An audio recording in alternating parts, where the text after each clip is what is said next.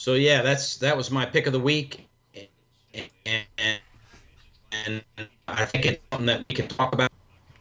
I saw your pick of the week, and that's a good one. Yep. Was it just me, or did the news wasn't as much this week? Of course, the season's winding down, Season's winding down. Yeah. and there wasn't as much news stories. I think a lot of teams that are. So yeah, that was my pick of the week, and, and I think it's something that we can talk about. I saw your pick of the week, and that's a good one. Yep. Was it just me, or did the news wasn't as much this week? Of course, the season's winding down. Season's winding down. Yeah. There we go. Audio is on.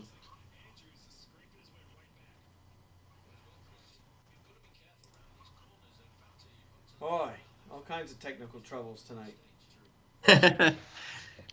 You're smoothing right through it, Wayne. I wouldn't know there was one difficulty in the world. Yeah. If it was me, forget it. Oh God, there's no way. Forget it.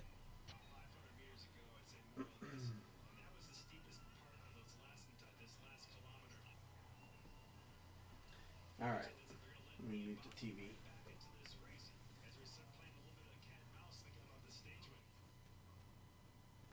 We're in the pre-hockey programming in NBCSN.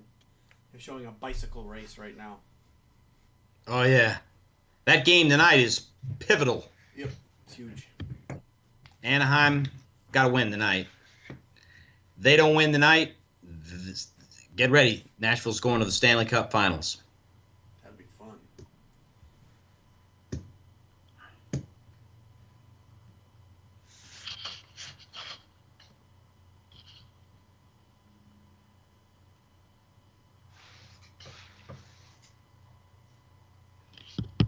All right. Ready? Yes, sir. Okay.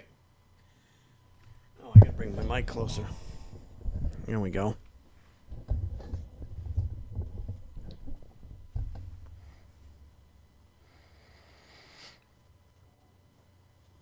Hello and welcome to episode 40 of the Hockey Nuts podcast. My name is Wayne. I'm here with Steve once again this week. How's it going today, Steve?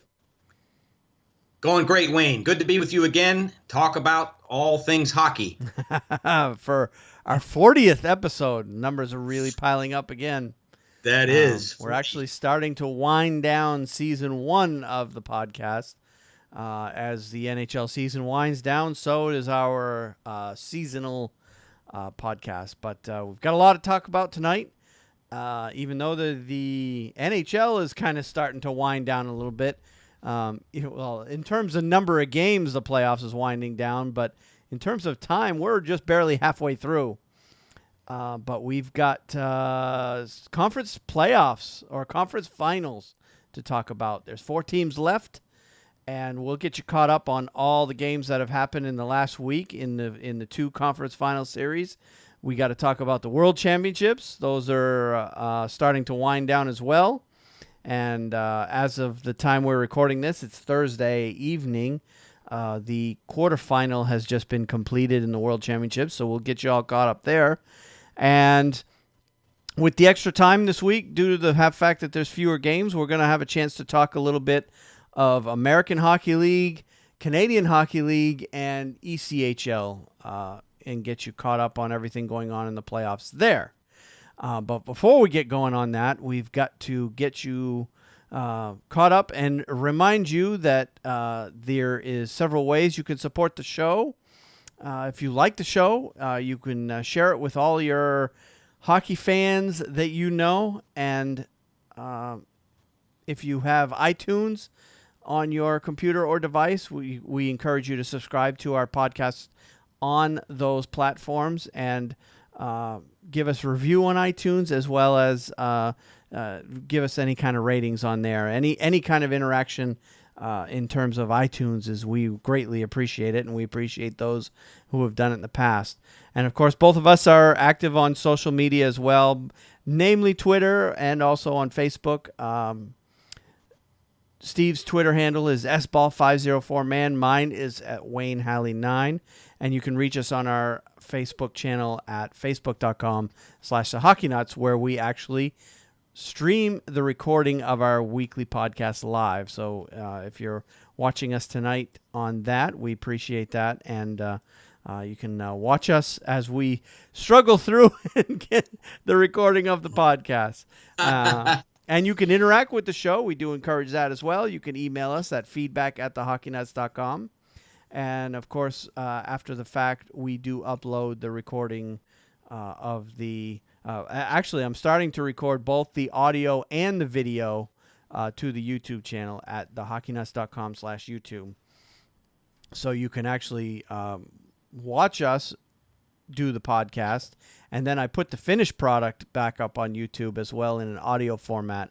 I've read many different places that it's not a bad idea to put the audio on YouTube as well, because some people will put the YouTube on while they're doing work at their desk, and they can listen to the podcast that way. So that's why I decided to start putting the audio on there now. I just started doing that over the past week or so. And finally, if you want to support the show financially, there are different ways you can do that. Obviously the podcast is something that we do for fun, but it does cost money, and we appreciate anybody who can give us financial support. And the best way to do that is through our affiliate links on our website at thehockeyknuts.com. Over on the right-hand side of our website, you can just click on the affiliate links to Amazon or Hockey Monkey, and any purchases you make at either of those two sites after clicking those links, it actually won't cost you anything extra for your purchase, but a little bit of a kickback from those purchases do come back to us, and that helps us offset the cost of running this little program we've got going here. And then finally, we have, we're working on other ways to do more directly support, and those details are coming soon. So, without further ado, let's go ahead and start talking a little hockey. And the first thing we need to talk about is the playoffs, the NHL playoffs. That's right. So that is correct. We are down to the 4 final teams left. And, of course, if you listened to us last week and if you've been paying attention, you know that it's Pittsburgh versus Ottawa in the East and the Ducks versus Predators in the West. So let's start by talking about the Pittsburgh and Senators series. As of the recording of this podcast, the Senators lead that series 2-1. Pittsburgh lost game 1, 2-1 in overtime, and then came back and won game 2, 1-0. And then the series moved to Ottawa for game 3, and that game was actually last night. And Ottawa just came out and destroyed Pittsburgh. I went to bed after the second period. It was 5-0, but the final score ended up being 5-1. Not that it made any difference. But the biggest story coming out of this, not only the trouncing of Ottawa over Pittsburgh on that, but Matt Murray made his long-awaited NHL playoff debut for this season anyway. So now we have a goalie controversy in Pittsburgh. Yes. And I wasn't sure why he came in, to be honest with you. And it turned out to be a bad move because he didn't play well, and Pittsburgh lost. Well, I think it was the the fact that and you can't really fault Fleury for all these goals. Some of them they weren't his fault, but when Ottawa scores 3 goals in a 3 or 4 minute span, I don't remember the exact time, but they scored 3 goals very, very quickly there. And, obviously the Pittsburgh coach had to do something just to jumpstart the team. And that's usually the first thing they do is when they score a bunch of goals right in a row is yank the goalie and put in the backup. And, of course, when you got a guy like Matt Murray sitting on the bench, that makes the decision a little bit easier to do. As opposed to somebody who's got who doesn't have a 1 and 1A goaltender. Yeah. Well, I think this is Fleury's. I think it's his series, and his cup his playoff, his Stanley Cup playoffs for Pittsburgh, and I don't know. Listen, Ottawa finally came out and played a game. Yep. They finally came out and played a very, very good game as far as puck movement, and the puck was fine in the back of the net for them, and that hasn't happened really. I think they had one game against us where they scored some goals, but they struggle to score. And yeah.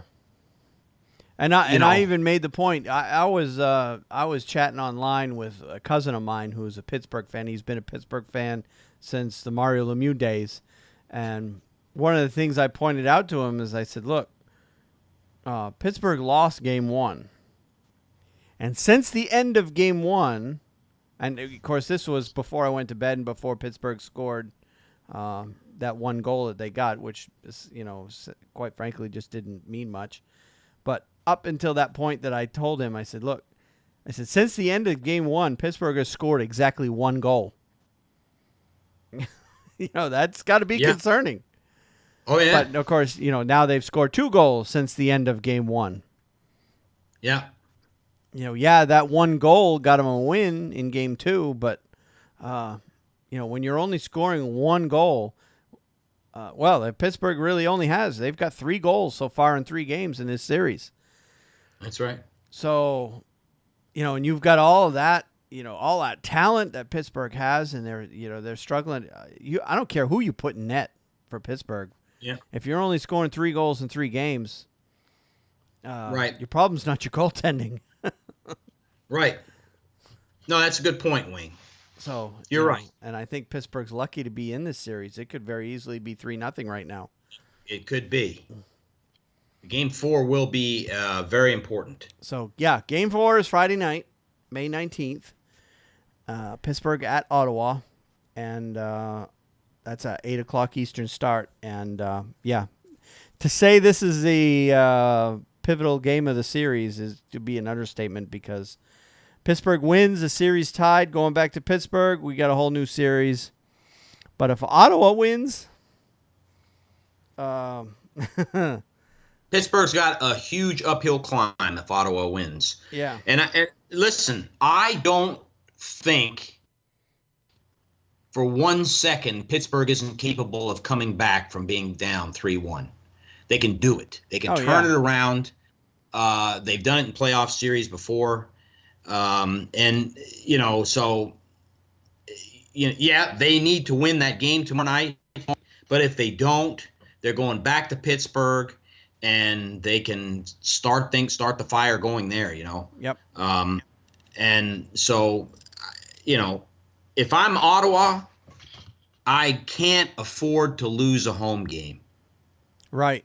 That's the way they really need to look at this, is when we play at home, we have to win. Yep. And if Ottawa wins tomorrow night, then they're going to get another crack coming up. They'll get their third home game in all likelihood. Yeah, that'll be Game 6. And they better win that game. It's very much the type of thing where they pulled off a steal in Pittsburgh and got their one win, and now they need to follow through and win on home ice, because I'm telling you, if it gets to Game 7, Pittsburgh is going to be heavily favored, and I'd love to know what the sports books say on a Game 7 like that. But I guarantee you, the money's going to be on Pittsburgh. Yeah, of course. And, with Pittsburgh being the home team in that game, Ottawa, and that's all Ottawa has to do is the rest of the way they just got to win their 2 remaining home games, and they've got this series. So they've got it. So it should be interesting. I mean, this series is just got interesting all of a sudden, and a couple of the stories. Obviously, Erik Karlsson continues to play incredible hockey despite the reported injuries that he may or may not have. Everybody says he's injured. You know, his foot or something, broken Yeah, foot. he had stress fractures, hairline fractures in the heel of one of his feet. I don't think it's both of them. Yeah. I tell you, Wayne, they showed him walking down the causeway after Game 6 when they beat the Rangers in Madison Square Garden. Yeah, they said he could barely walk. Yeah. Literally could barely walk. Yep.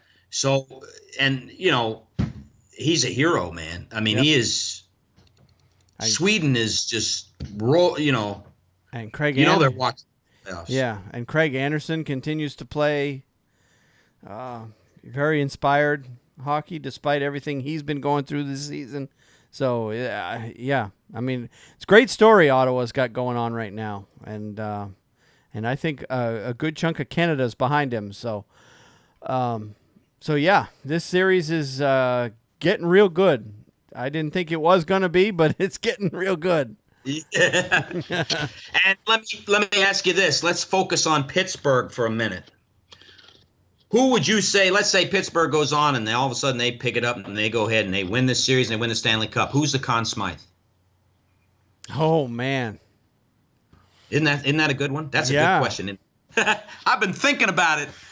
I think that's a to be determined. I think it's not going to be someone it's not going to be based on a performance that's already happened. I think it's going to be based on a performance that will happen. Somebody will have to step up. You want me to say something? I don't think, if you were to narrow it down to 2 or 3, I don't think Sidney Crosby's in that conversation. Yeah, lately, ever since he got hurt there in the last round,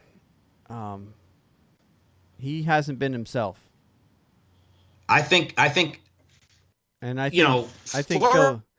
played very well up until last night. He's played very well. He's played good hockey. I think Evgeny Malkin has played very, very well. Yep. And Phil Kessel has been yelling a lot at his teammates, but I don't. You seen the story on him hollering at his teammates? Yeah. So Phil Kessel's been playing passionate hockey. I don't know. You know, of course, he did score the 1 goal in the Game 2 win, but and demanded the puck. Yeah. Demanded the puck. Yep. Well, he backed it up. He put it in the net. They won. Yep. So you've got that storyline, and he was fired up again last night as well. So, yeah, you can tell Phil's into it. That's for sure. Yeah. No, odds-on pick. If I picked right now, I'd say Evgeny Malkin has really been their best player. I'd have to agree overall. Yeah, early in the first round, I'd have said Crosby, but ever since he got his bell rung, he hasn't been the same. And I don't care what they say. And it makes me wonder how legitimate this whole concussion protocol is. Right. You know, they're all trying to cover their own tracks and saying, "Oh yeah, no, he went through it and he passed and he's fine." But you know, behind the scenes, we don't know exactly what's happening. And right. You know, the NHL does not want their best player to be sitting out of the playoffs due to concussion. If the player says he's fine. Yep. But we all watch the games and we know there's something, or at least it seems to me anyway, something's not right with Crosby. And oh, you're absolutely right. And Wayne, during the regular season, you know, somebody gets their bell rung like Crosby did. You don't see him come back in a game. Right. One game. Most of the time with that new concussion protocol, they're out 2, 3, 4, you know, sometimes weeks. Yep. And it just seems like they threw Crosby right back in there. Yep. And I don't know. So I get interesting series. Yep, sure is. And speaking of concussions, I don't know if you follow the Players Tribune. It's basically I don't even know if they print the magazine. I don't know. I know there's an online. It's supposed to be a magazine, Players Tribune. is what it's called, and all the articles are written by athletes. There's no writers. Okay. And, I have not. I've not watched that. And this week, Mark Savard, speaking of concussions, wrote an article, or it came out in the Players Tribune. Great article about, basically he's talking about, what his life was like when dealing with the concussions he had back in 2011 when he was struggling. He missed a lot of time when he was with the Bruins due to concussions, and it's a scary article if you read it. If you get a chance to read it.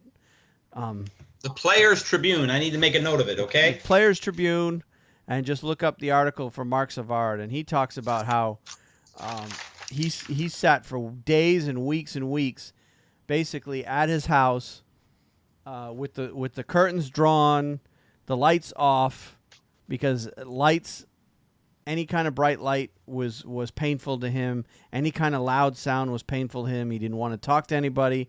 He didn't want lights. He couldn't even stand watching TV because the sound and the brightness from the TV was too painful.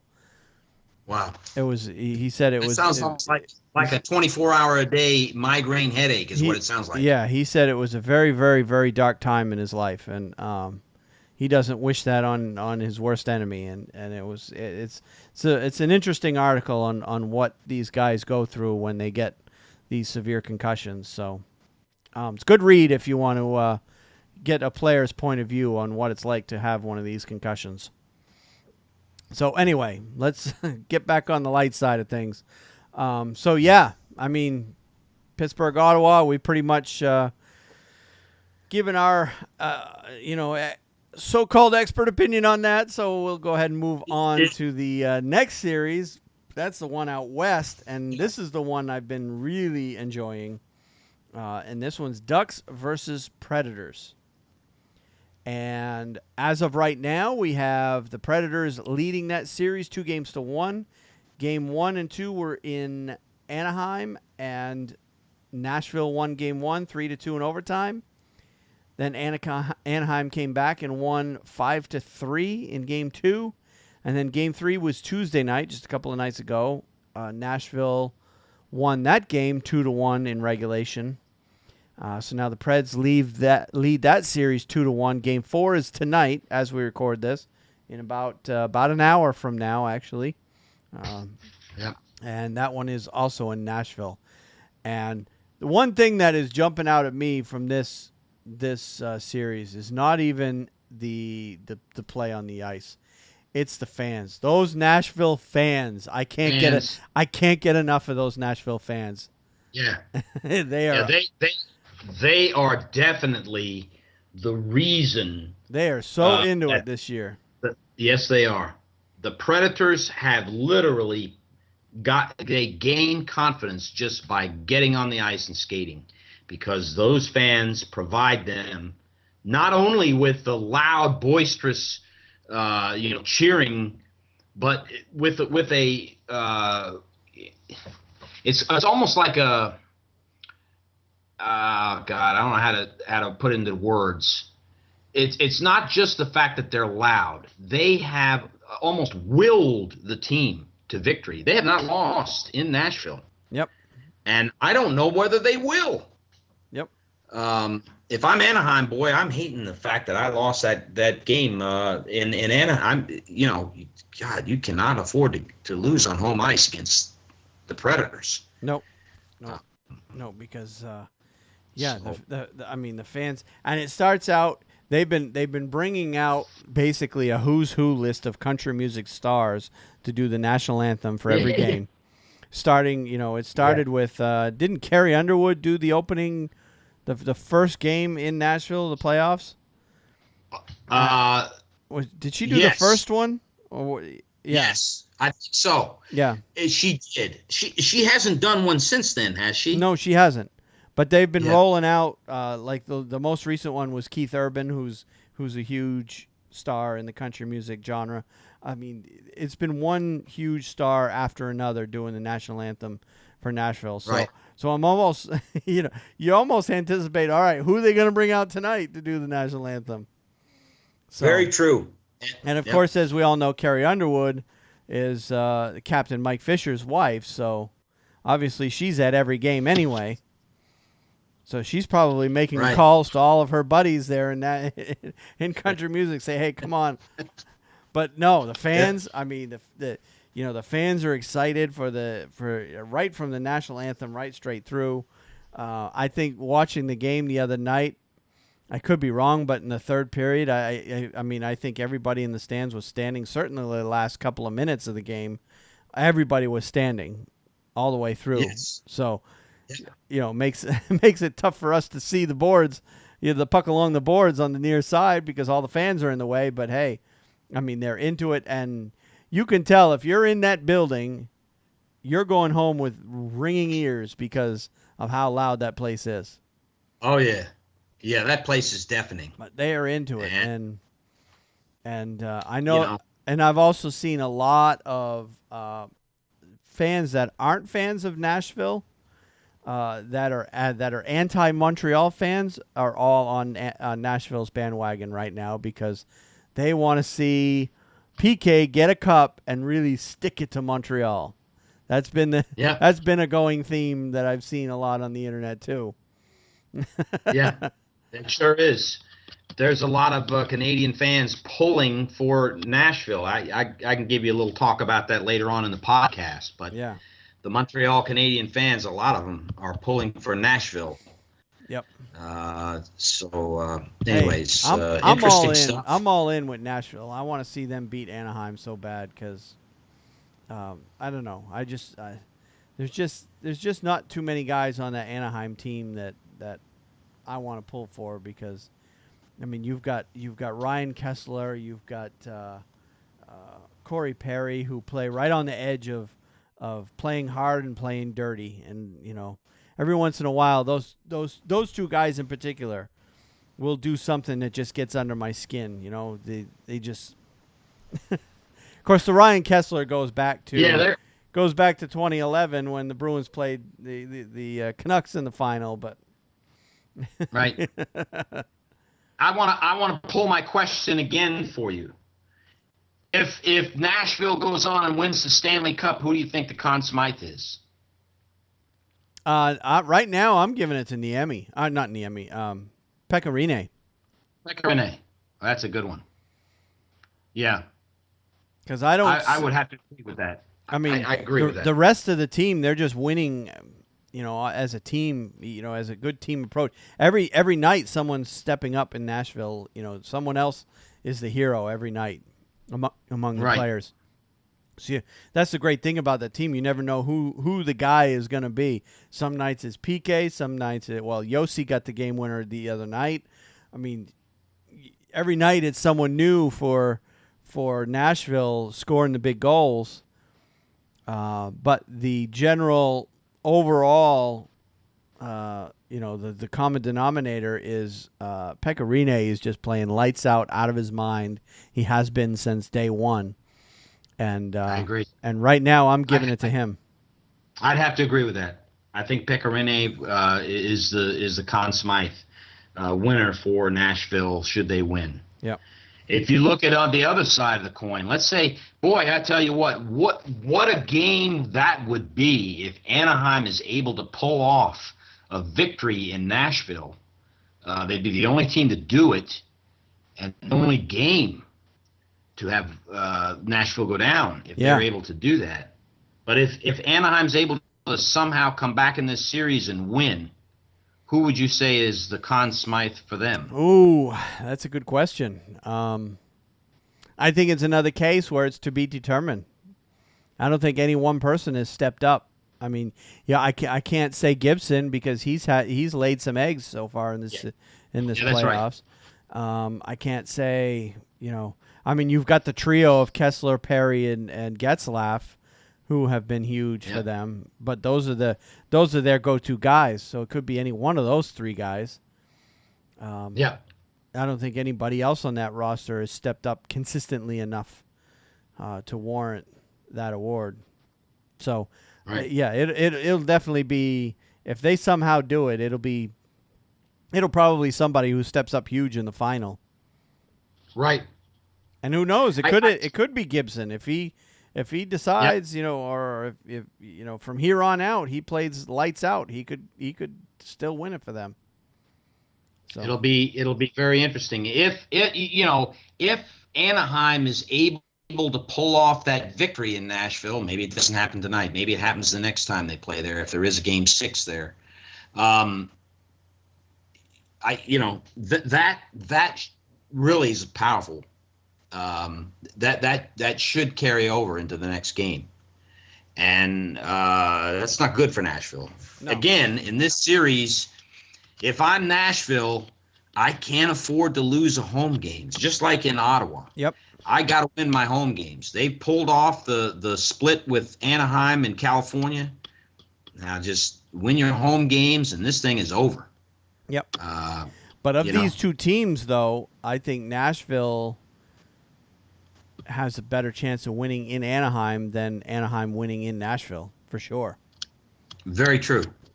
So Nashville does not have. Anaheim does not have the clout, the home court ice clout that Nashville does, or for that matter, you could probably say a number of teams have better home ice performance than Anaheim has. Yep. Yeah. So yeah, these series, we're only 3 games into each series, and now it's getting good now. It really is. Now it's getting to the point where, you're going to see the boys separate themselves, the men from the boys, so to speak. Oh, that's true. From here on out. So it's like it is. Game 4 is another must win for Anaheim. If they don't win, they're down 3-1, and they're gonna have to win 3 in a row, including one at Nashville. Yeah, Nashville. That won't happen. Nashville wins Game 4. I think Nashville's going to take the series. So Anaheim wins Game 4. It could go either way. It could still go either way. Yep. A lot of confidence from that. Yep.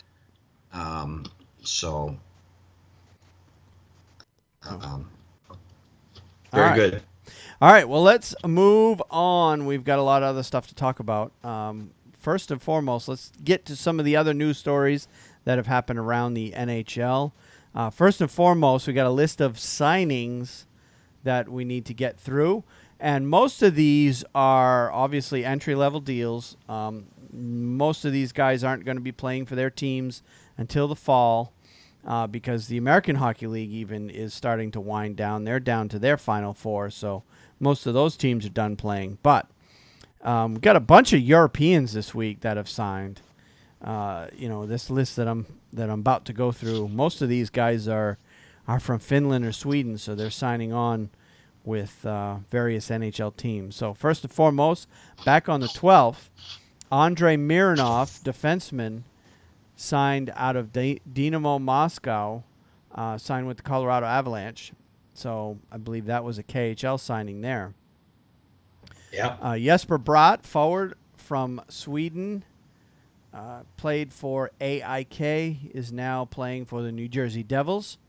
Sami Niku, defenseman, played for JYP. I'm not familiar with that team. And he will now be playing for the Winnipeg Jets. Victor Edstall, forward, out of HV71, out of the Swedish League, is now signed with the Nashville Predators. And I believe none of these guys are they're not even eligible to play for the NHL team. So like this case, this Victor Edstall, I don't think he can play for the Predators now if he wanted to, because I think the rosters are locked in. Okay. Taylor Radish, a forward out of Canada, played for the Erie Otters, is now signed with the Tampa Bay Lightning. Mario Kempe, forward, Vityaz Podolsk, is now signed with the Arizona Coyotes, another young player for them. Kali Rosen, defenseman, he played for Vaxio Lakers Hockey Club in Sweden, is now signed with Toronto Maple Leafs. And another Maple Leafs signee, Andreas Borgman, defenseman from HV71, again playing for the Maple Leafs. A couple of Canadians, Dylan Wells, goaltender out of the Peterborough Petes, is now with the Edmonton Oilers. Josh Mahura, defenseman, was with the Regina Pats and now plays for the Anaheim Ducks. And finally, John Nyberg, defenseman out of Frölunda Hockey Club in Sweden, is now signed with the Dallas Stars. So again, most of those guys are all going to be, obviously, most of these guys will be, probably at the very least, will be at rookie camp in the summer and will be at training camp in the fall, and we'll all be competing for jobs on the team.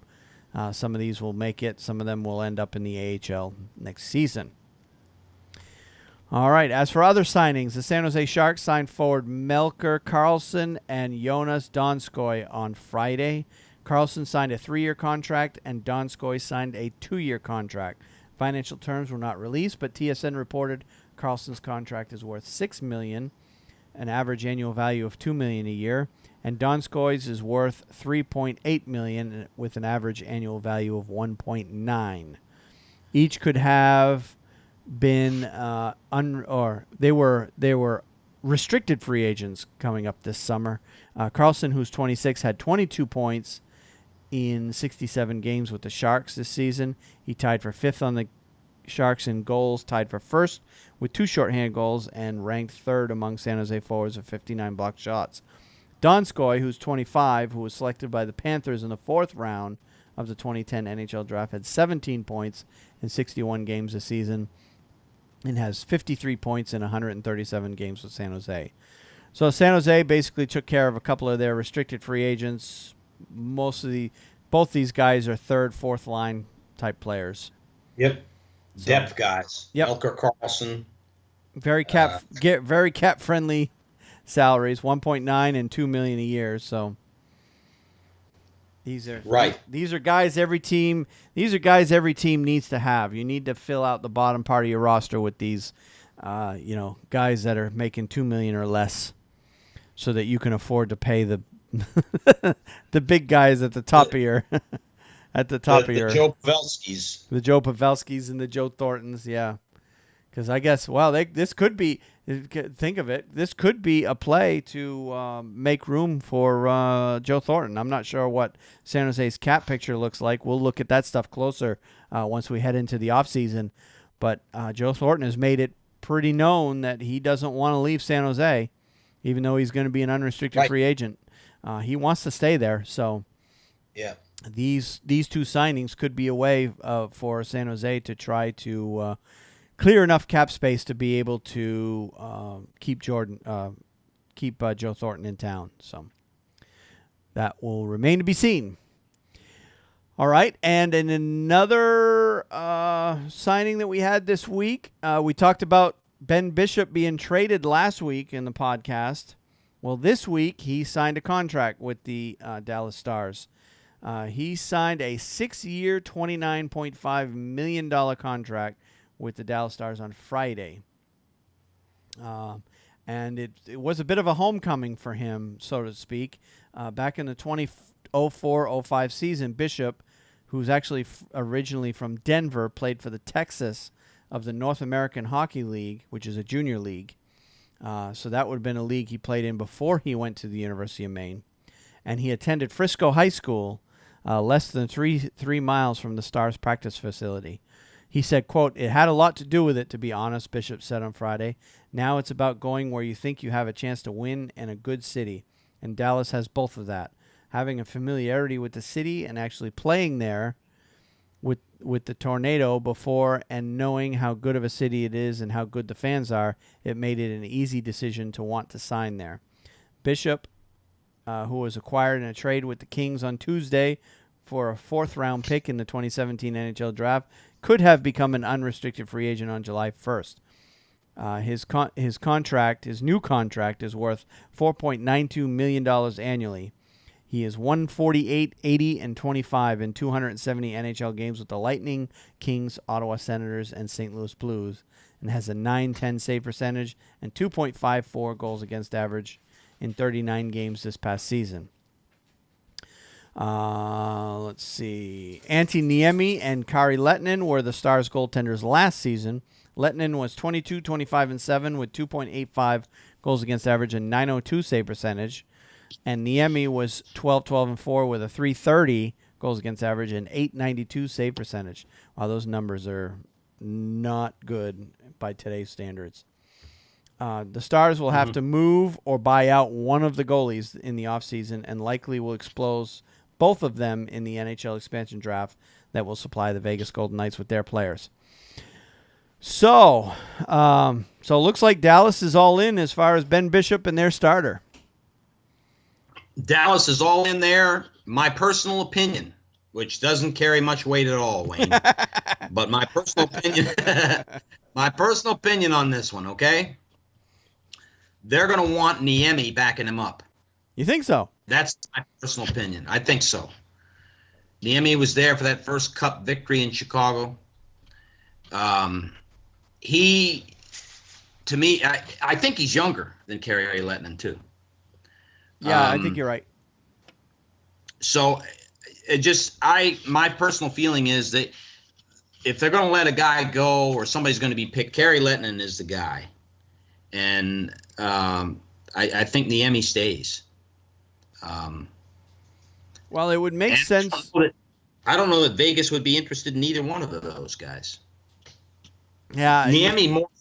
Yeah, neither one are guys that are going to be carrying an NHL franchise, on their backs anymore. Mm-hmm. Well, Niemi is certainly going to cost less on the salary cap end of things, but Ben Bishop also did make a comment, something to the effect, and I'm paraphrasing, that he's looking forward to playing with Kari Lettinen, and I think they attend the same goalie camp in the summertime, so they know each other. Oh.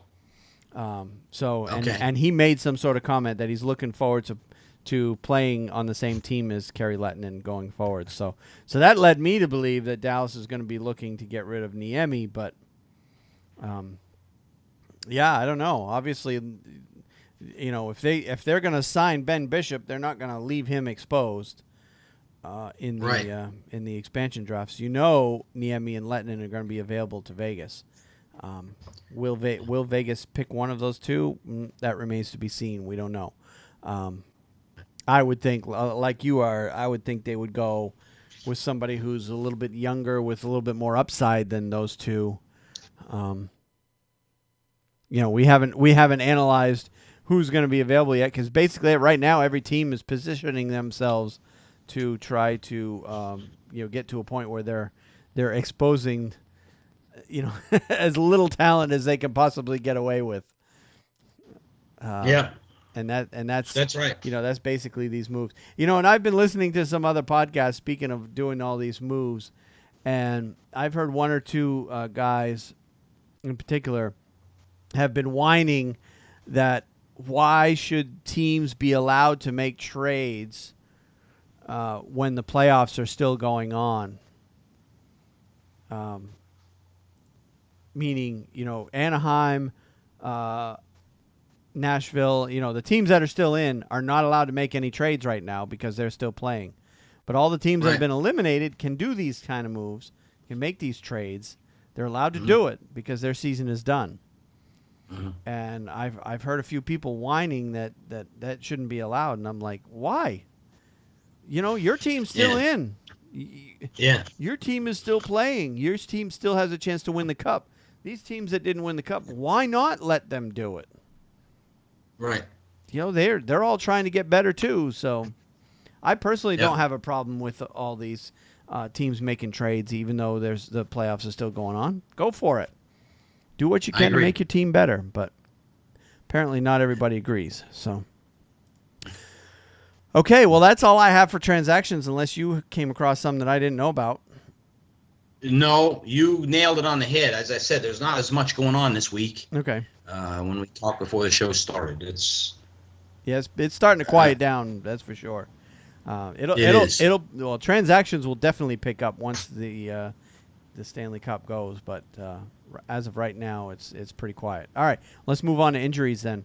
The only one I saw this week of note was Edmonton Oilers defenseman Andre Sekera will miss the start of next season because of a torn ACL, GM Peter Chiarelli said on Tuesday. Sekera, who's 30, expected to have surgery on Thursday and will need 6 to 9 months to recover. Sekera was injured in the first period of Game 5 of the Western Conference second round after a hit into the boards by Anaheim Ducks center Ryan Getzlaf. The Oilers were eliminated by the Ducks in 7 games. Sekera had 3 points in 11 Stanley Cup playoff games and was 5th on the Oilers in average ice time of 21:10 per game. He had 35 points in 80 regular season games.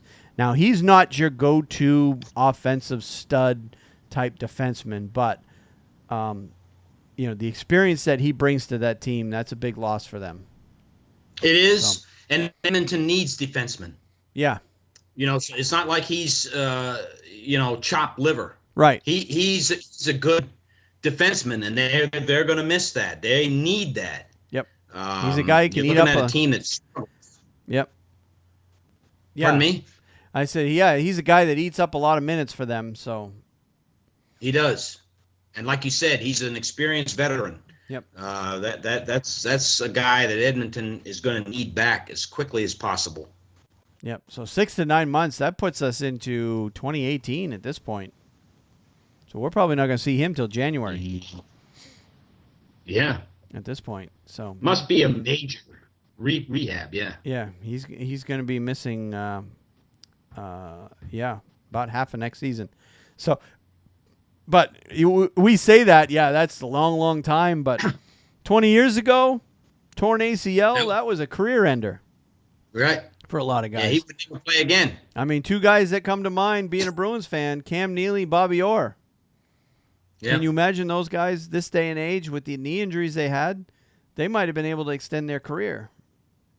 Oh, yeah. No question. But they've come a long way with the advancement of being able to rebuild knees and elbows, and they just can't figure out how to rebuild brains yet. With all these concussions. All right. That's the only injury I had, unless you had. I mean, there's other injured players, but these are all the guys that are still playing. Everybody on every team's got several guys on their team that are playing through injury. Right. And we could give an injury report of each team and who's not playing and all that, but that's the only one that's out there that I'm aware of. Yeah, and like you said, every team. I mean, Pittsburgh's got 4 or 5 guys that are going to be missing time. We could go through that, but quite frankly, if you're following any of those teams, you know who your guys are, and we're just updating you on the big injuries that are affecting guys long term at this point. So, all right, well, let's move ahead to milestones, records, and honors, and I have one this week. David Poile of the Nashville Predators, Pierre Dorion of the Ottawa Senators, and Peter Chiarelli of the Edmonton Oilers were named finalists for the NHL's GM of the Year or GM of the Year award on Tuesday. Voting was conducted among general managers, a panel of league executives, and print and broadcast media following second round of the Stanley Cup playoffs. The winner will be announced at the 2017 NHL Awards at T-Mobile Arena in Las Vegas on June 21st. Vegas sent its first signed player forward, Reed Duke, to Chicago after his junior season. I don't know why that was in there. So anyway, so we have and I think that's the last award that they've yet to announce was the GM of the Year. That is the last one. Okay. I don't know of any others that still. I believe that's the last one, Wayne. Okay. Good. So, details will all come out in the NHL Awards ceremony. And what time is that on the 21st? I believe you remember? 7:30 p.m. is the time 7:30. that I've got. Yeah, and NBCSN will have the broadcast here in the U.S. Sports Network Sportsnet will have it in Canada. So, all right. Now, as far as suspensions and fines, I didn't have anything this week, unless you found something. I didn't see anything. Not aware of any suspensions or fines that took place. Okay. I did not see anything on NHL Network. All right, so that moves us on to the last category in terms of NHL, anyways, under the other interesting stories category. And the Vegas Golden Knights once again make the news. Yeah. They announced on Tuesday that Chicago Wolves will be their American Hockey League affiliate next season. The expansion Golden Knights, Yes. who will begin play next season, will replace the St. Louis Blues as the Wolves NHL affiliate in 2017-18. The Wolves had been the affiliate of the Blues since the 13-14 season. American Hockey League affiliates play a significant role in the success of all NHL clubs, and we are proud to have the Chicago Wolves as our first in team history, Golden Knights GM George McPhee said. Vegas sent its first signed player, forward Reed Duke, to Chicago after his junior season with Brandon of the Western Hockey League ended. He signed a professional tryout April 7th, but didn't get into a game. Chicago had been the St. Louis Blues AHL affiliate, but that relationship will not continue. The Blues, however, will help stock the Wolves roster, although those players won't be allowed to play for the Golden Knights. The St. Louis will not have their own NHL affiliate this season and will assign its prospects to various organizations. Part of my comfort level is my relationship with the Vegas GM George McPhee, St. Louis GM Doug Armstrong said on Tuesday. He and I have talked extensively on the benefits of this relationship. I think it's really competitive advantage for Vegas and us to join forces. We can input some of our better prospects into their environment. The next step in Vegas building its roster will be at the NHL expansion draft. And then it goes on to details on how the expansion draft will work, but we've gone through that ad nauseum so far. So Vegas now has an American Hockey League team. And I think, Wayne, I'd like to interject here. The Chicago Wolves haven't been around that long as a franchise in the AHL. However, that's a good marriage. That's a good marriage between Vegas and Chicago. I think Chicago is a hockey town. They support the team. And let's forget it. The Vegas is not going to get into a. They're just I could see somebody like the Bakersfield Condors. You'd see that happening, but they're going to be a much better community in Chicago in terms of hockey fans. Yep. The overall support of the team will be better. And I would hope that as a hockey fan myself, I've lived in Chicago, that Vegas takes this seriously and maintains their relationship there. They've got a perfect place with the Wolves. Yep. And I think that's a very good thing for that franchise. Yep. Remains to be seen. You see teams switch their affiliation. It happens frequently in the AHL. Yes. It happens quite often. This is not something where how long has the relationship gone on between the Grand Rapids Griffins and the Detroit Red Wings? A long, long time. There has been. That's how you get a team, you stay with them in a good environment, and just reap the benefits long term. Yep. And Chicago's perfect for them. So I think that's a great thing. Yep. And, I wouldn't put it out of the realm of possibility, too, that, the American Hockey League, obviously, if this relationship is set up the way it is, it appears that the American Hockey League is going to continue next season with 30 teams. At some point, usually the American Hockey League likes to have the one team per NHL franchise. Right. So American Hockey League obviously will be looking to expand to 31 or even 32 if the NHL goes up to 32 at some point, which is likely to happen. You could see, there's a lot of different areas where they could put an American League team. I know Portland, Maine is looking to get an American League team back in their building after the Portland Pirates left. For Vegas, though, I wouldn't be surprised if they took a look at, something a little bit closer by, like maybe, Salt Lake City. Mm-hmm. You know, they were the host. They were the host of a Winter Olympics not too long ago, so they should have an arena ready to go right there. You know, who knows what they're going to do? I don't think Vegas is big enough city to have both an American League and an NHL team, but who knows? But you know, on a side note, in terms, you know, the American Hockey League didn't Vegas have it? What's that? Go ahead, I'm listening. Oh, I was just going to say, you know, the American Hockey League regularly moves teams around anyway. They just moved a whole bunch of teams out to the West Coast. You know, there's 5 teams out in California now playing in the American Hockey League, and that's true. And you know, they all just moved out there, and you know, they're constantly realigning that league. They just announced earlier too. I don't know if it was this week or last week that they announced the realignment that they're moving Charlotte, who's our local American Hockey League team, from the Western Conference back to the East, which makes a whole lot more sense. That's true. So Charlotte will be playing in the Eastern Conference. Now that's great for us because we'll get to see, you know, the Providence Bruins come to town. We'll get to see the Rangers minor league team come to town. It's the Hartford Wolfpack. Yep. In fact, I believe they're in the same division. Both Providence and Hartford are both in the same division, so they're going to be coming to town regularly. And I don't know how far of a drive it is for you. It's about an hour and a half for me to Charlotte. You're even I'm a little close. You're a little closer than that. So.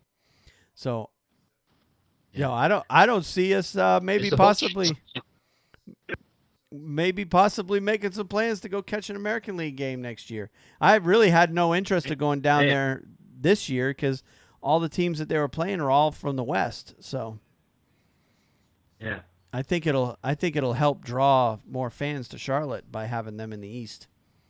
I agree. Many moons ago, the Checkers used to be affiliated with the New York Rangers. Yep. And over the years, that changed. But that was when they were in the ECHL. With the wasn't it? That's correct. Yeah. That's correct. Yes. Yep. So, but with the onset and the success of the Carolina Hurricanes, that became a perfect fit for them, and that's what happened. So, but you see that happening all around the NHL and the American Hockey League is they're trying to position to keep their American League team as close to their parent team as possible, in most cases. Yes. Yes. And that helps avoid the situation where you have, you know, you're having to put your equipment manager in as your backup goalie. You know that. Yeah. That kind of stuff. By keeping your American League teams close. So, you know, Carolina's got Charlotte right down the road, and that's why I wouldn't put it out of the possibility for Vegas to look to Salt Lake or some, you know, another city, maybe even Denver, because there's no American League teams anywhere among the mountain states. So, you know, I'm not as familiar with the geography of it. As you are, Wayne, but I can tell you that I'm going to stick to my guns on that one. They should cling as strongly as they can at this point to the Chicago Wolves. I understand that they could make it economically a lot better for themselves picking a team close by. Yeah. However, the hockey friendly environment of Chicago lends itself well to the team. It is a good market. Going through its Yep, it is a very good market. I have to agree there. Okay. Well, enough about that for the moment. Let's head on to the NHL or the HockeyNuts.com power ranking for the week. And, of course, we're down to 4 teams. And I think it's your turn. So where's your 1 through 4 this week? Wayne, I got to tell you, okay, I looked at yours, and I thought that it was your turn this week. But I'm just going to say it like this: the 4 that you picked is what I would have said. Well, we're certainly in agreement. So yeah. And I'm going to say number 4 is Ottawa. Yep. Number 3 is the Anaheim Ducks. Yep. Number 2 is the Pittsburgh Penguins. Yep. And it's just almost impossible not to have the Nashville Predators as the number 1 team in the power rankings on the Hockey Nuts this week. Yep, I would agree. Their fans are just willing them, it seems, through this Western Conference Final. And I look forward to watching their games. I really do. Yep. Oh yeah, it's going to be a lot of fun. Okay, well, let's move on then. We've got the World Championships to talk about. And a lot has happened since we last recorded. Of course, they were only, halfway through the preliminary round when we recorded last week? Well, they have since completed the preliminary round, and they've completed the quarterfinal round. So USA ended up winning the Group A preliminary round with a 6-1 record, 18 points overall. Russia was number 2, Sweden was number 3, Germany was number 4. So those 4 teams advanced on to the elimination round.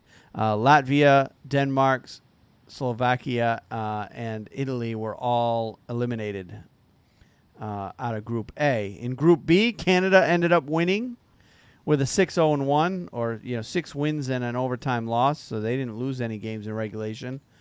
They ended up winning the Group B with 19 points.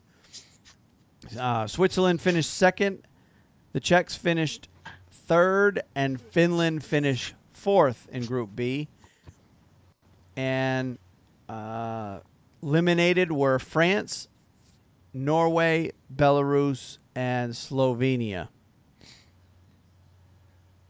Out of the Group B. So Slovenia ended up with only 1 point in the whole tournament.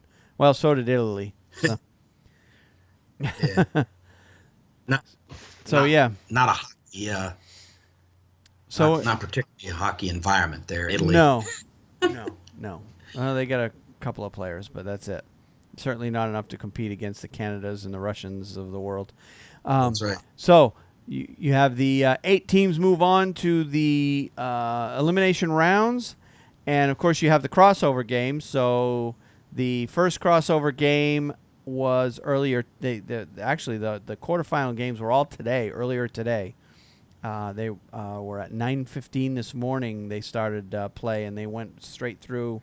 The last game started at 1:15 this afternoon, because of course all games are being played over in Europe.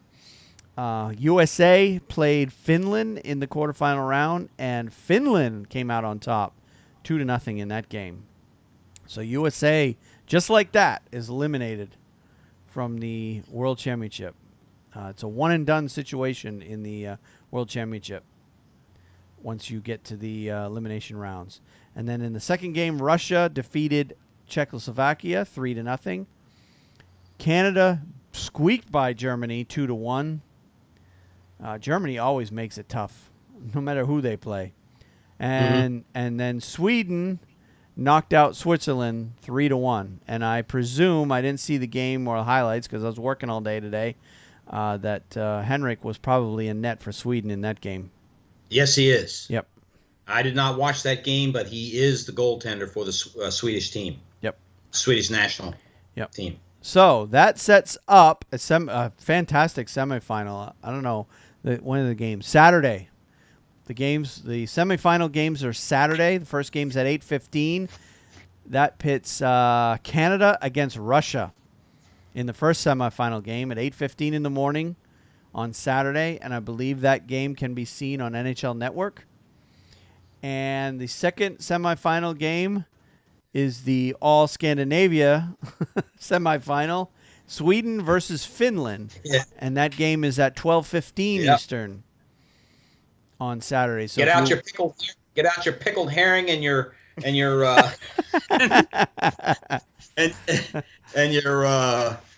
well, I don't know what the name of that is, Grolschmeist or whatever that stuff is they eat with the salmon eggs or whatever. Get it out and get ready to eat and watch the game.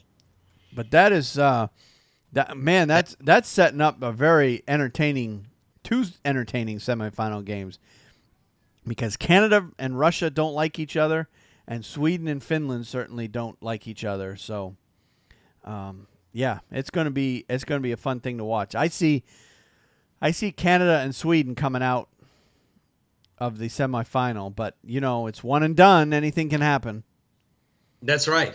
And one and done. USA was playing very, very well. They were obviously they won the preliminary round or the Group A, and they 31 goals for, 14 goals against. They were looking really, really good, and then they laid a goose egg today. So just like that, they got knocked out. So disappointing finish for the Americans, but yep, very disappointing finish for the Americans. Yeah, go ahead. I'm not as familiar with the record on the World Cup stage, but I know the United States is not done. That's not in terms of the men. That's not. They don't do as well in that tournament. And I don't know the record overall. But I know that we fare a lot better in the World Juniors. Yeah, and the reason being is with the World Juniors, you're getting the best kids in the country, regardless. Right. Of that age group. The big problem with the World Championships, even though it's any age group, anybody can play. With the NHL playoffs still going on, essentially 8 teams in the NHL. That's a big pool of players that the Americans, the Russians, the Canadians, quite frankly, the Swedes, the Finns, and the Czechs lose out on a lot of those players because Right. their commitment is to their NHL team. Right. So, and quite frankly, Americans don't really care about the World Championships.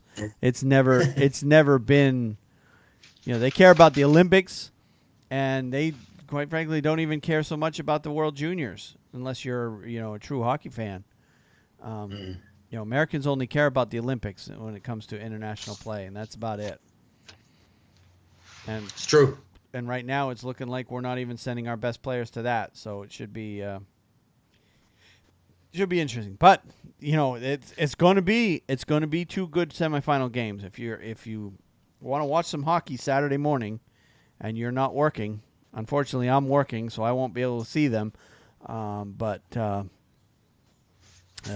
that's going to be 2 good games right there. Canada, Russia, Sweden, Finland, all starting at 8:15 in the morning, Saturday morning. So you could watch 4 games on Saturday. Well, no, it will only be 3 games. You watch the 2 semifinal games and then the NHL game later in the evening. And man, triple header of good hockey right there. Great hockey. So, well, good. Well, let's move on then. And this week we haven't talked a whole lot about the Canadian Hockey League, which is the junior leagues up there in Canada. I can tell you the Canadian Hockey League would be the Canadian version of the NCAA basketball. I guess is probably the closest equivalent here in the U.S. I don't know about you, but I think that's, the Canadian Hockey League playoffs and the Memorial Cup tournament, I think is Canada's version of the Final Four. The way the Final Four is popular here in the U.S., it's that Right. and more in Canada. I agree. I agree. And all of the Canadian Hockey League playoffs have ended. So basically what happens in the Canadian Hockey League, there's 3 leagues. You got the Western Hockey League, the Ontario Hockey League, and the Quebec Major Junior Hockey League. All separate leagues that have their own playoff. And then at the end of all that, the 3 teams that win each individual league move on to the Memorial Cup tournament. And then they insert a 4th team into the Memorial Cup tournament, which is the city who hosts the Memorial Cup, and that changes from year to year. So this year, out of the Western Hockey League, the Seattle Thunderbirds won that league, so they get to advance into the Memorial Cup. In the Ontario Hockey League, the Erie Otters won the Ontario Hockey League and advance on. And then in the Quebec Major Junior Hockey League, the St. John Sea Dogs advance on to the Memorial Cup. And then, of course, the host is the Windsor Spitfires. So that sets up your 4 teams for the Memorial Cup tournament. And this it would be their version of the, well, you know, our equivalent to that would be the Final Four, the basketball NCAA Final Four. But in hockey would be the Frozen Four, obviously. You know, the best under 21-year-old players in Canada, essentially, are playing in this tournament. And on a personal note, the St. John Sea Dogs, I have been inside their arena. I haven't seen a game there, but I have been inside their arena. Wow. It was before St. John had a junior team there. I think they had an American League team there at the time. But I took my son to a hockey tournament in St. John, New Brunswick. Of course, we lived in Maine at the time, so it was only about a 4-hour drive for us from where we lived to St. John, New Brunswick. But we went to a tournament. And we spent the weekend there, and we went and popped into the arena to take a look at it. And it was nothing going on at the time, but yeah, I have been in that arena. Nice little arena. Yeah, that's neat. Yep.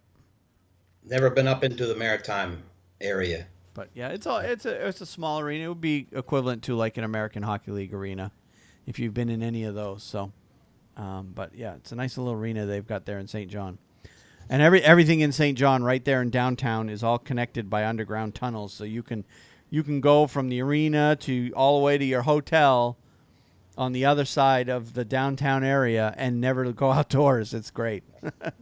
It's nice in the wintertime for sure. That's good. So, yeah, we got the Memorial Cup tournament coming up, and the games actually start tonight, I believe, the 18th. Today's the 18th? Mm-hmm. No, I'm sorry. Game 1 is tomorrow night, May 19th, 7 p.m. And that first game is the St. John Sea Dogs against the Windsor Spitfires. Okay, and that's a one and done? No, what they do is they play a round robin format. So every team plays every team once. Mm-hmm. And then they have, if they need to, they have a tiebreaker, and then a semifinal, and then a championship final. Okay. So they play each other, they do the round robin, and then the team that comes out on top of that round robin advances all the way to the championship final. And then the second and third place team would be the semifinal. And if 2 teams tied for that third place, that's where that tiebreaker would come into play. So it's kind of a weird format, but it's essentially how they do it. There's no more than 9 games total in this Memorial Cup championship. That's very interesting. But everybody in Canada is into it. I mean, they really do get into this tournament. This is a huge thing up there. So I wish more people would be into it down here. But you can, if you are in the States, you can watch. The NHL Network is playing all games of this tournament. I think that's great. Some of them on tape delay, but they will be showing all the games. Some live, some tape delay, but you will get to see them all. And I'll probably try to watch as many as I can. I got a crazy work schedule this week, so I don't know how many I'm going to catch. We've got a big week visit on Monday morning, and we're all working extra hard and extra weird hours to try to get ready for that. So probably after Monday, I'll be able to get caught up on all that stuff. But between now and Monday, I probably won't be watching much hockey at all. All right, well, let's move on to the American Hockey League. I want to talk about that one going on a little bit. And they are also in the middle of their playoffs, and they're actually a little bit behind the NHL. Yep. Not sure how they're going to get caught up. Usually they finish before the NHL finishes, but they are just now starting their conference championships. They haven't even played game 1 yet, so they're about a week behind the NHL. And Yep. in the Final Four, and the reason I kind of got interested in the AHL is the Providence Bruins, Yes. who's obviously the Boston Bruins minor league team, has made it all the way to the conference final in the American Hockey League. Yep. Congratulations to you, Wayne. So, and if there's a few guys we all know, and there's several guys on that team that spent a significant amount of time in Boston. Noel Achari, Sean Corrali, Danton Heinen, Tyler Randall. I don't know if he played much this year in Boston, but those other guys have all spent time on the Bruins roster. Anton Bleed, I know he played in Boston because I saw him play for the Bruins when they came here back in December and January. Peter Solaric, Austin Zarnik. They're all playing for the Providence Bruins. A guy who hasn't played for the Bruins yet, but will probably have a good chance of making the team next year, or a couple guys, Jake DeBrusk and Zach Senishin, two prospects that the Bruins are pretty high on. Zach Ronaldo's playing for Providence. Peter Mueller, who played some he was a high-end draft pick years ago and was playing for the Bruins in training camp in the fall, but didn't make the team. Got assigned to Providence and has been playing there ever since. Tommy Cross, who played in the playoffs for the Bruins, he's back with Providence. Jeremy Lawson, another high-end prospect that has yet to play in Boston, but will get his shot next year. Zane McIntyre, who got some time in Boston, is playing for Providence. So, yeah, a lot of the Bruins prospects and some guys that have played a lot of time with Boston are playing with the Bruins now during this playoff run. And they are going to be playing the Syracuse Crunch, who is the minor league affiliate of the Tampa Bay Lightning. Yep. So that is your semifinal in the East.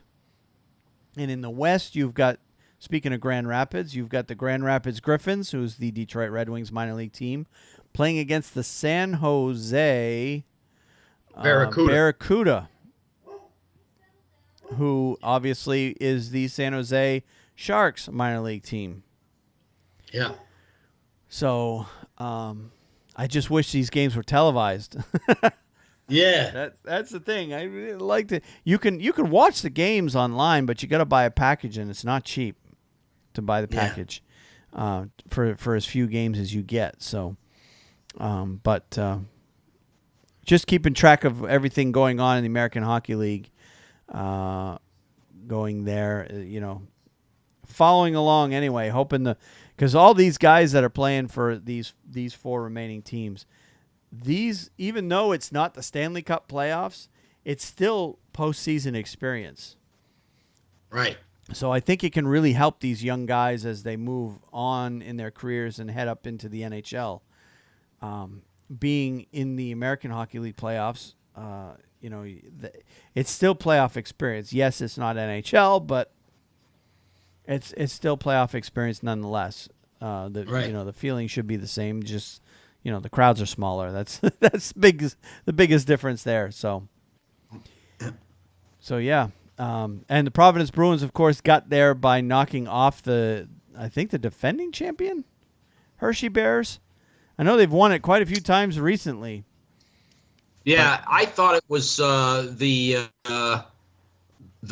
Monsters, the Lake Erie Monsters won it last year. Oh, okay. The gentleman that's the coach out there, Jared Bodner, for the Colorado Avalanche. He took the job after Patrick Roy left. He coached the Lake Erie Monsters. It's Cleveland. Oh, that's right. Cleveland won it last year. I think Hershey was the year before. And It might have been. And I'm trying to find. It doesn't have it. Yeah, it doesn't have it readily available. Trying to find the past championship teams. There it is.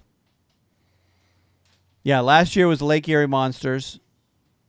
They beat the Hershey Bears in the championship So the Hershey Bears did get there.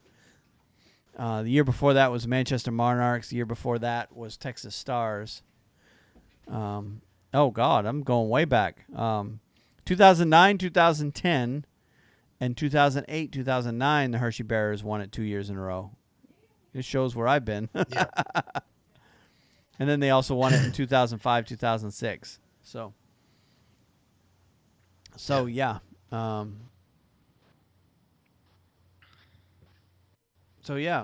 Providence. Hershey, of course, is there. Hershey's kind of like the Montreal Canadiens of the AHL. They definitely have more titles than anybody. They've been there a long, long time. Yep. Yeah. I don't know how long they've been affiliated for the Washington Capitals, but well, over the years, the that's their affiliations have affiliate. changed. Yeah. Well, the Hershey Bears, just to give you an idea, I'm looking at the history. They won their first championship in 1946-47. Isn't that something? God. They beat the Pittsburgh Hornets in a 7-game series, 4-3. It's something else. Yep. So, yep, it's the American Hockey League's got a nice long history. You know, the best thing about the American Hockey League is the ticket prices. They're a lot cheaper than the NHL. Yeah. And if you have a good arena, you know, and I'll tell you right now, the Charlotte Checkers Arena is the Bojangles Arena, the old Charlotte Coliseum. Unless they worked out a deal, and they may have, to get in Time Warner Cable Arena, where the Charlotte Hornets play. I don't know that they've done that, but they may have. They may have worked out that They deal. used to be in that arena. They used to be in Right. Time Warner Cable because I've only been to one Charlotte Checkers game, and I went during the last NHL lockout when they played the Edmonton Oilers farm team, the Grand Rapids, not Grand Rapids. They were Oklahoma City at the time, before they moved out west.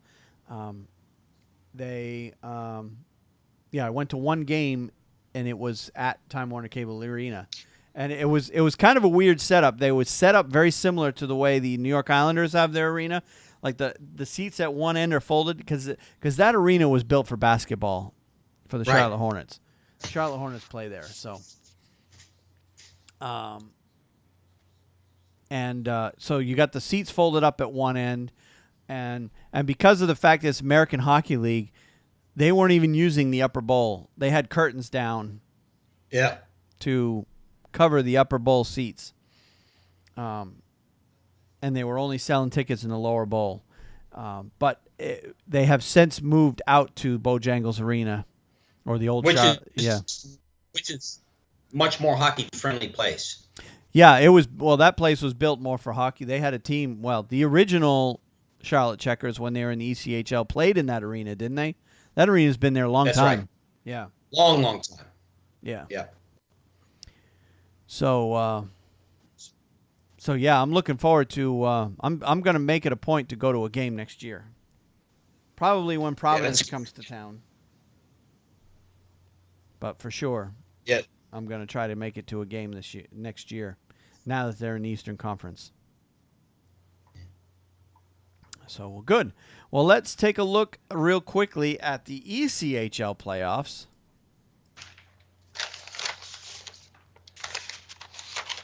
And that playoff is also in the middle, and they're pretty much right at the same point where the NHL playoffs are at. Yes, they are. They're in their conference final.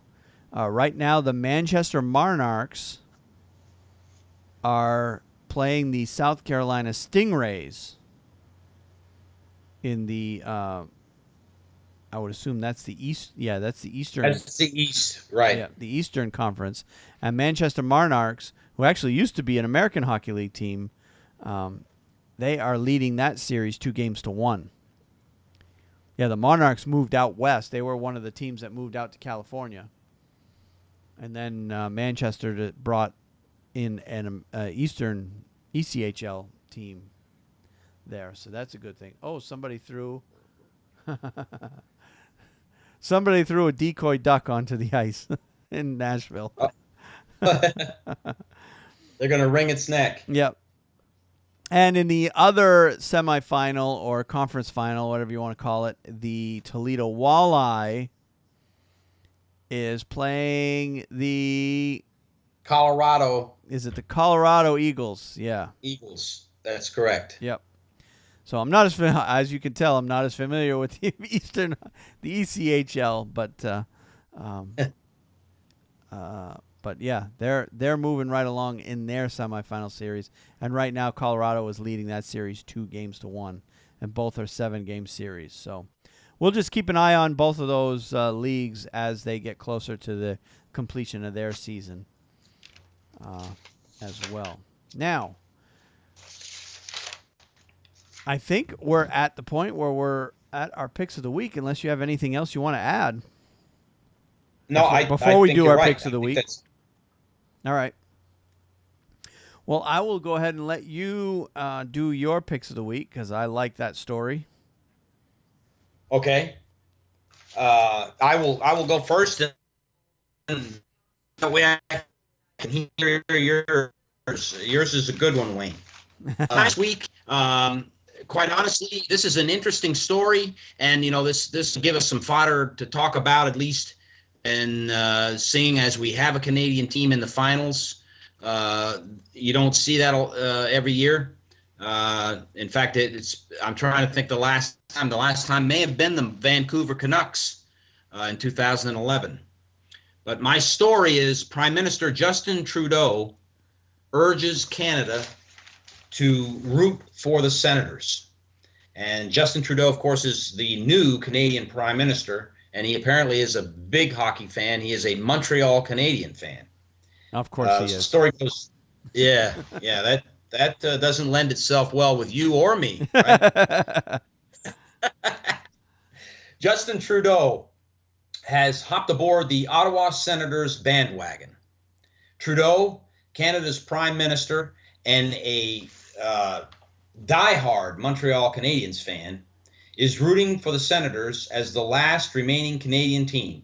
He believes his constituents should do the same. I think all Canadians will, quoting here, I think all Canadians will be rooting for the final Canadian team in the Stanley Cup playoffs, Trudeau said last Friday at a news conference in Brampton, Ontario.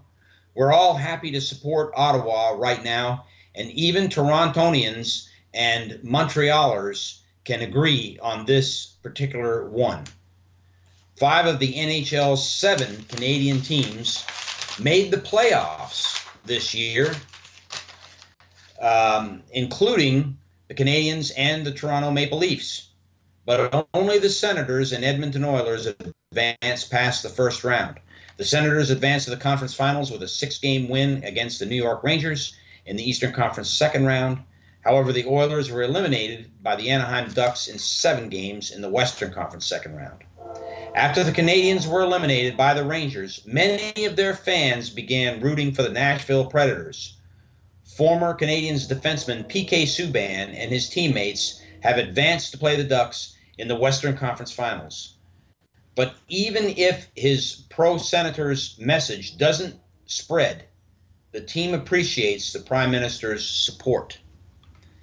And that brought up for me an interesting point.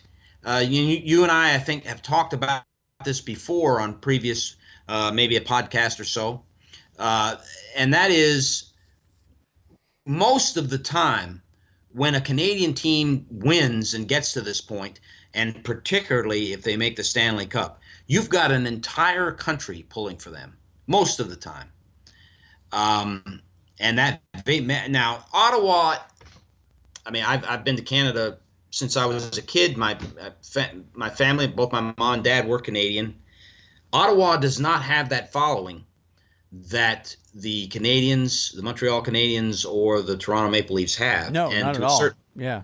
To a certain extent, Vancouver has got quite a large following now. Yep. But I could see that, being hockey is so popular in Canada that they're going to get quite a few fans behind them, pulling for them. And that makes it difficult, especially on a team like Pittsburgh, who has to go up there to Ottawa. Everybody knows who they are. and it's either the defending Stanley Cup champions, of course. Anyone from the homeland in Canada is going to want to see their team win. Yep. And it's true. Some people in the greater Montreal area are probably pulling for Nashville, Miss PK Subban, but I think what a very strong support from the country of Canada for Ottawa. I don't know what you think about that, but that's how it is. There's almost a frenzy. If they make the Stanley Cup Finals, it will be very, very watched in that country. Well, they watch the Stanley Cup Final regardless of who's playing, just because it's their game. But the Senators, because they're a relatively new team, we want to call them expansion team, even though it was 20-some years ago that they were expansion team. But yeah, and I think the big thing right now going on in Canada is the fact that it's been so long since they've won a Stanley Cup. I mean, right. A Canadian-based team. It's been so long since they've had a Stanley Cup parade in a Canadian city that right now Canadians are just want somebody to win a championship in Canada. And since Ottawa is a relatively new team, have a smaller fan base than probably any of the other Canadian cities, I would agree that the general sentiment around Canada is everybody's pulling for the Sens to win, and they can very well do it. I mean, they're doing they're giving Pittsburgh a run for their money. They obviously took care of business against New York and Boston. Right. If they can beat those two teams, they can. New York is no easy team. They're a good team. I would venture to say they were a better team than Boston. So, they knock off New York. They can knock off Pittsburgh, especially with all the injuries they have, and then go on to the final, and anything can happen. I mean, anything can happen. That's right. This year has been so unpredictable when it comes to, what teams are advancing. I mean, who would have ever predicted that Nashville would beat, never mind sweep, Chicago? That's true. And that happened. So, yeah. So Canada is all in for Ottawa at this point. That's right. And I think quite a few people are following it from Canada. So. Yep. And, people in Canada love Justin Trudeau. He's a very, very popular prime minister up there. Yes, he is. He's certainly way more popular to them than our leader is for us. So, but we won't get into that in this podcast. We're not even going to go there. We're just hockey fans, Wayne. That's right, hockey fans. We don't care what happens in politics. That's right. So, all right, well, let's move. Unless Donald Trump shows up at Madison Square Garden wearing a Rangers hat, and then I will say, commend the commander-in-chief. Yeah. That will happen on this podcast. I just don't think he's much of a hockey fan. Yeah. I've never heard him even, I know he's a sports fan, but I think he's more football, basketball, that kind of stuff. So. Yeah, he could be. All right, well, let's move on to my pick of the week. And when I saw this story, I'm like, you know what? This is just another example of an NHL player doing something behind the scenes, doesn't want any publicity, and just trying to do something nice for somebody who, he feels deserves it. But unfortunately, the people around him ratted him out, so... the story's about Patrick Kane. The story reads, Patrick Kane's support for the U.S. military apparently is first class. The Chicago Blackhawks forward gave up his first-class seat on a recent flight, allowing a uniformed serviceman to move up from coach to sit in his spot instead. American Airlines flight attendant Terry Truss, who described the interaction on Twitter with a picture with Kane, said he approached her before takeoff to offer to switch seats with the military member. He said, there's a soldier on this flight, Truss told WBBM Chicago. He said, I would like for him to sit up front, and I would like to give him my first-class seat, and I'll go to the back. And, of course, the flight attendant said, are you sure? He said, yes. And I was like, perfect, great opportunity. Truss, who is from Columbus, Ohio, told the radio station the serviceman appreciated the gesture and went back to thank Kane during the flight. He said the Blackhawks forward was awesome. So that is great. Great story. Obviously, Patrick Kane had no intention of having this get out, but first class move from him to absolutely to thank a soldier. That's absolutely that's a great story. The NHL just. I mean, we're fortunate. We're fans of the best league in professional sports. Yep. That's the way it is right now. And hockey players care. Yep. And so it makes it even better when you see things like this and you hear about these type things. It's a blessing. I'm very privileged and thankful to be an NHL hockey fan. Yep. Yep, absolutely. So when I saw that story, I'm like, wow, that's a nice move on his part. And I've never been, quite frankly, I've never been much of a Kane fan, because he plays on the evil empire, the Blackhawks. But good move on his part anyway. Yes, sir. He didn't have to do that, and he did. So I think we're done for this week. I think we've reached the end of the podcast, Wayne, but it was a good one. Yep. Yeah, we're running out of hockey to talk about, which actually makes me excited because coming up very shortly, right after the season, in fact, we've got an expansion draft. We've got a amateur draft, or the annual draft that we with the new kids coming in. And, of course, right after that, you've got the free agents going on July 1st. July 1st is free agent day. And, of course, in amongst all of that, you've got the NHL awards. So even though the season's winding down, there's still a ton of stuff to do before we wind down for the summer. So that's right. We're going to continue a weekly podcast right up through probably the first week or two of free agency, and then we will be taking a break on the podcast. We'll still be doing every couple of weeks.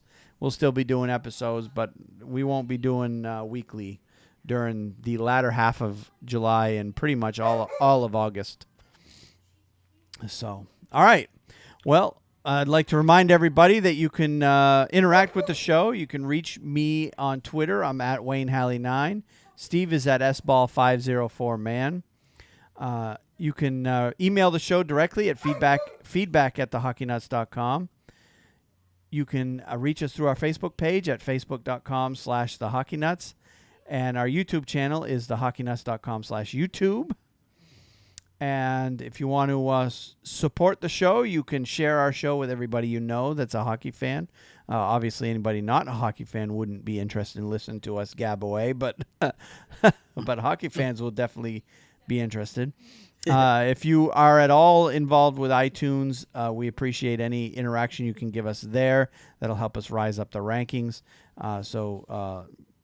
Subscribing to our show there, as well as reviewing and rating the show, we would greatly appreciate that. You can financially support us by using our affiliate links to Amazon.com and HockeyMonkey.com, and we appreciate that as well. Now, you can find our show at various different places around the podcasting space. You can reach us on iTunes, of course, Stitcher, SoundCloud, iHeartRadio, TuneIn Radio, Google Play Music, Player.fm, and, of course, any other Android or Apple app that you may be using to get your hockey podcast. You can listen to our podcast directly at a couple of different places on the website. First and foremost, thehockeywriters.com is a great website to go for all kinds of hockey content. Not just podcasts, but they do have a podcast channel where they've grouped a whole bunch of podcasts together under one page. and you can find us there. You can also listen to us right directly on our website at thehockeynuts.com. So, Steve, unless you have anything else to add, we're going to go ahead and wrap it up. I think you hit the nail on the head again this week, Wayne. Great to work with you again. And I look forward to getting together with you again next week, next Wednesday night. Yep. Next scheduled stream. The last couple of weeks we've done it on Thursday, just because our schedules haven't lined up accordingly. But next week, our tentative recording date is back on our normal Wednesday schedule, permitting. Which things should quiet down at my store after this weekend. So I expect that we should be able to do our normal Wednesday night recording once again next week. So. And by then, unless, of course, these two conference finals, because I think 2 weeks ago we postponed it till Thursday because we wanted to talk about Game 7s. Right. If that happens again next week, we may do the same. I haven't looked at the schedule to see where all the games lay out, but we may be in that case as well. So if in fact Game 7s are on Wednesday night, I don't have the schedule in front of me. I can actually look real quick. Yeah, Game 7 is Wednesday night, May 24th in the West. Game 7 is Thursday night, May 25th in the East. So depending on how the series lay out, we may postpone the recording by a day just so that we can talk about the conference finals in their completion. Right. So. Right now, we're tentatively scheduled for Wednesday, but it could be postponed to Thursday, depending on. Obviously, stay tuned, I guess. Yes. And actually, the best place to stay tuned would be right on Twitter, because I keep everybody updated on my Twitter. If you follow me on Twitter, I will basically be updating everyone when we do decide to record. So. With that, we'll go ahead and end the show. And until next week, we'll see you later. You have a good night, Wayne. Yep. Have a good week.